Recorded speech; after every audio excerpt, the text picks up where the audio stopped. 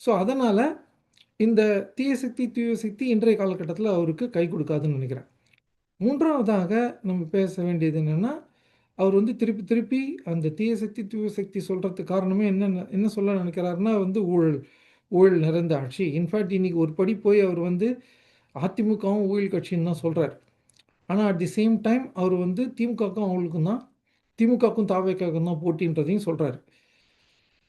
அதிமுகவும் ஊழல் கட்சின்னு சொன்னவரு 2 நாள் முன்னாடி என்டிடிவி நிருபர்கள் கிட்ட என்ன சொல்லியிருக்காருன்னா, உங்களுக்கு ரோல் மாடல் யாருன்னா, ஜெயலலிதா ஒரு ரோல் மாடல்ன்றாரு, எம்ஜிஆர் ஒரு ரோல் மாடல்ன்றாரு, அ அ கருணாநிதி அவர்கள் ஒரு ரோல் மாடல் அப்படிங்கிறாரு. ஸோ அப்படி இருக்கும்போது, ஒரு பக்கம் 2 நாள் முன்னாடி வேற மாரி பேசிட்டு, இப்ப இன்னைக்கு வேற மாரி பேசுறாரு. நம்பர் 1. நம்பர் 2 இன்னைக்கு இருக்கிற காலகட்டத்தில modern politics and modern electoral politics especially நீங்க பார்த்தீங்கன்னா, ஊழல் ஒரு பெரிய விஷயமாவே இல்ல. ஏன்னா, எந்த கட்சியும் அதுக்கு விதிவிலக்கு இல்ல.